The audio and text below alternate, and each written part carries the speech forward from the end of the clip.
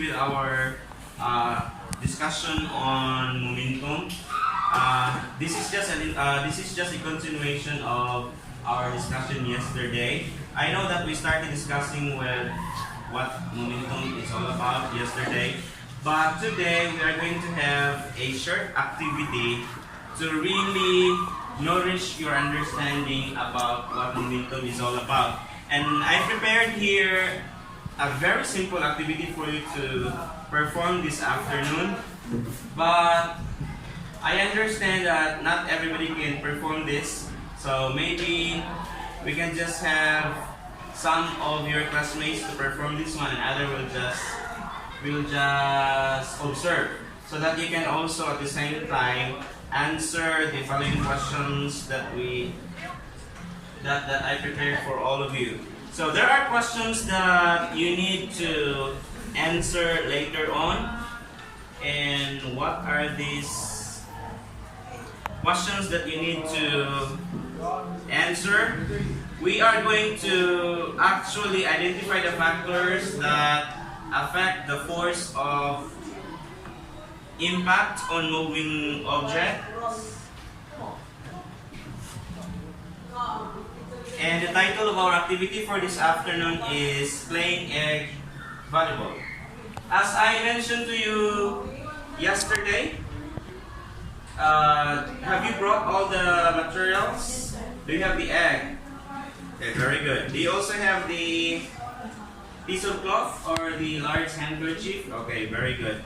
So if perhaps others could also perform the activity later on, but since we only have 1 hour for this class, so perhaps we can only accommodate one or two groups, and the others you can still perform the activity later on because you have questions to answer. Okay, what are those questions that you need to answer? We have it here. Okay, our activity is on playing egg volleyball. Okay, this is it. Our main objective here is to identify the factors that affect the force of impact on moving objects. So from this activity, later on for sure you can be able to define what momentum is all about. We're going to, you can be able to understand the specific activity that will really define what momentum is all about. And these are the questions that you need to answer after the activity. So do you think the questions, or you try to read the questions? Without performing the activity, let us assume, can you be able to answer that? I want somebody to read question number 1. Volunteer. Yes, Sharon. Was the handkerchief able to protect the egg from breaking? Why? Why not? Okay, that is the first question. So since our activity is on playing egg volleyball, so for sure you can be able to get the answer for now without performing the activity, right? Okay, number 2. Yes. Why would an egg break immediately when it hits the ground? Okay, what do you think is the reason why the egg immediately breaks when it hits the ground? Oh, you will also find it out later on in the activity. Okay, number 3. Yes. How was the impact force lessened by the use of the handkerchief? Okay, you are using your handkerchief. We have one handkerchief here. This is it. You are going to play the egg volleyball using this. So do you think the impact of the egg as you catch the egg using this, do you think the egg will break easily than it hits the ground? Okay, you can also be able to answer that one after the activity. And the last, Steve. Discuss how the hardness of softness of the landings of this is related to the time required to stop the egg. Okay, from the activity, you can also be able to differentiate the hardness of the material used and the softness of the material used when it comes to the time required to stop the egg. Okay, all of these questions will be answered right after the activity. So this is how it should go.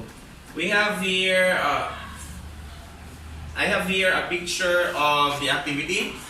So we have here two groups. One group of students with two pairs. Muna yan yung mga volleyball. Okay, we have here, this is now the egg. This is what you are going to do later on. We have here the handkerchief. A pair of students. Kanipod, another pair. Okay. You are going to have a egg volleyball here. You are going to transfer the egg to the other pair.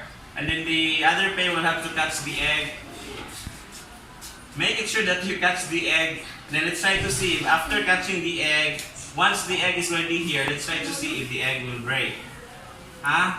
Okay, that is the activity that we are going to have. I actually have here guides for you to do the activity. So other members of the group or some of you here will just observe so that you can be able to answer, because later on I'm going to call you at random to answer the 4 questions that I raised a while ago. Okay, are you all ready? Our purpose here is to be able to identify the factors that affect the force of impact on moving objects. Remember that this is already the application of momentum by the use of the egg and handkerchief. Are you all ready? Okay. Asa na to, Ben? Where are the students that I assigned yesterday to perform the activity? Okay, we have Sharon. Sige, please stand. And others will just observe.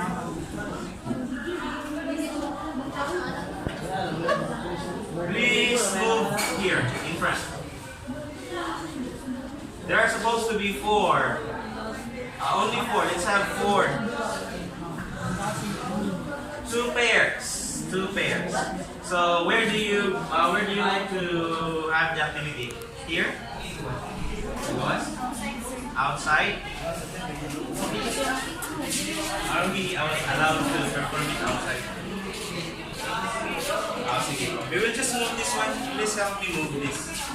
And then you kindly move your desk a little bit backward to give enough space here in front.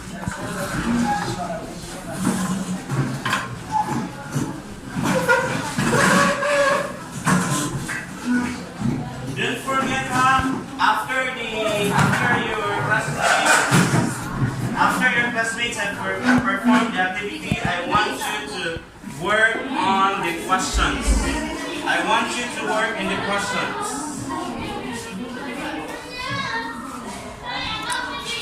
Okay, there are 4 questions or guide questions for you to answer. Again, I want you to really observe your classmates while doing the activity or performing the activity so that you can give also a clear discussion or clear explanation on the questions raised here. So again, may I reiterate the questions you are going to answer. Was the handkerchief able to protect the egg from breaking? This is one question that you have to answer later on. Second is, why would an egg break immediately when it hits the ground? Just in case one pair was not able to catch the egg. Di ba, mahulog bang siya? Okay, after the egg hits the floor, let's try to see what happened to the egg. Okay. Next is, how was the impact force lessened by the use of the handkerchief? And the 4th one is we're going to discuss the hardness and softness of the landing surface related to the time required to stop the egg. Okay, for now, let's have 1 meter distance. Okay, now. You can stay and you can transfer there for you to be able to really see the activity. Okay, do you know what you're going to do? Okay, I'm gonna give this to you for your guide.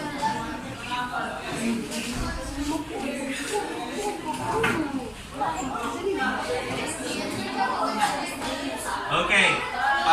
You make it sure that your egg when you transfer that egg here, you make it sure that when you start the activity, the egg will really have to make a curve-like way of transferring from there up to here. Trial. Okay, mag-trial ta of one. This one, B. Kanisha. Pasa na. This one, this. Let's have a trial. Okay, gana sa transfer. B, kamo, B. Ana. Okay. After this group, if this group is able to catch the egg, then we are going to increase the distance. Okay, yes. Kung sila na po silang mag-ganito, when you do it, sila mag-catch, tapos imong ibalik dito. If you can be able to catch, then we will increase the distance. Volleyball man siya, so there should be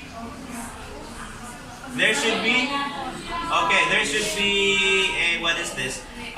You transfer there, and then you have to return the egg back to the first pair.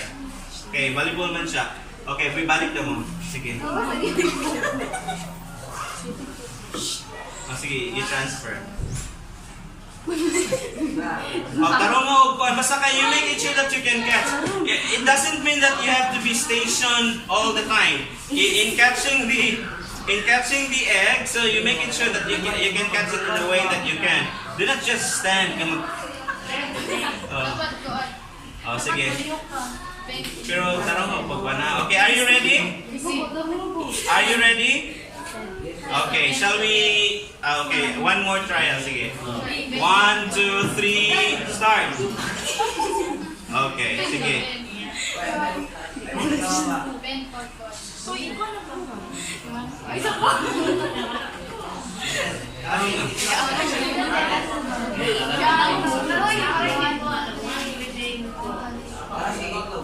Okay. If you're successful in the first try, we will increase the distance. Okay, are you now ready? Please do it seriously. Okay, kuan kayo. We might be increase the salenta. We have that distance first. Okay, let's try it with the egg this time.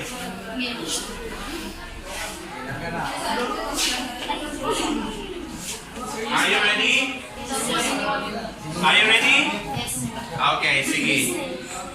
In a count of 1, 2, 3, start. Okay. You have to return it.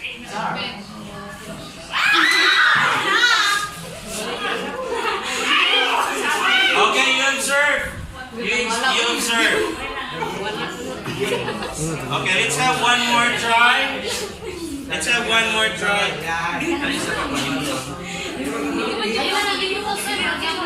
Uy, dungan mo ba? Here's the other egg. Uy, ayun na ba?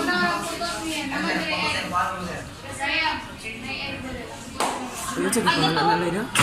Let's have another pair. Come on, practice. You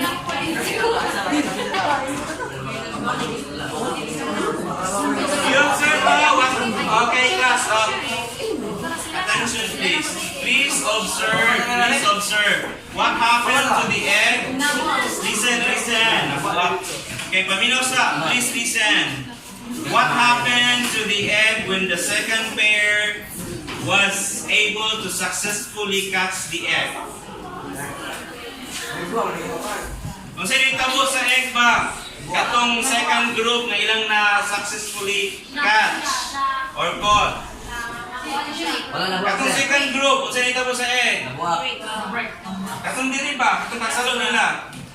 You observe. Okay, once they returned the egg to the first pair, they were not able to catch the egg. What happened to the egg? The egg is fragile. Oh, for sure, you already have the idea about the answers to the questions that I raised a while ago. Okay, let's have another try. Okay, another group of one. Please catch the egg. Kanang one. As much as possible, please catch the egg so that we can also increase the distance. Lagi kay isa ra ta ka kuan, dapat makita nato ba how well are you in catching something?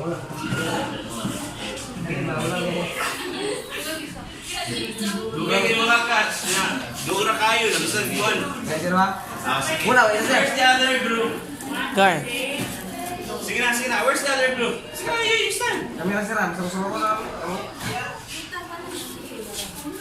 Ako na isa ka encouraging. O sige na.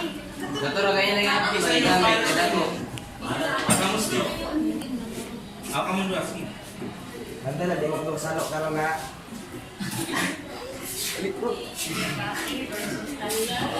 Okay, that one. Hi girls, sir. Laban lang, kalaksan. Asa ni kansi? Buha, yan. Kamis. Number 40 ra ba ko sir? Trial. Are you ready? Sige, on your position now. On your position. Trial. Trial. Okay, let's have this one again. Okay, sige. Let's try. Let's have a trial. Okay. Ready? 1, 2, ready, start. Okay, very good. Okay, you return it.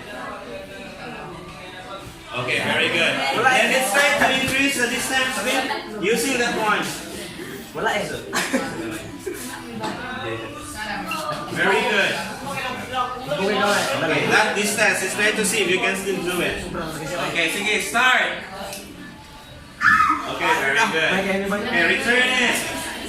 1, 2, ready, start.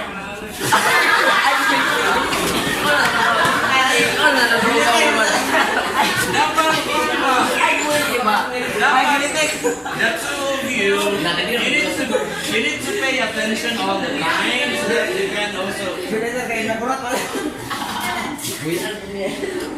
Sige, wait. One last try, sige. Trial mo ulit.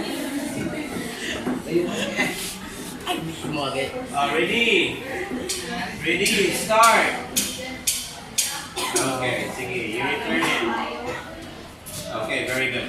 Let's try it with the use of this. With the use of the egg. Okay. You go back to the original position. Okay, sige. Are you ready?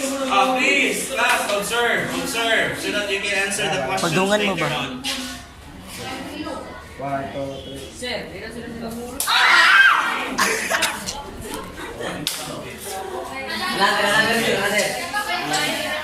Susuga sa kitong lalabay. Wala na, no more egg.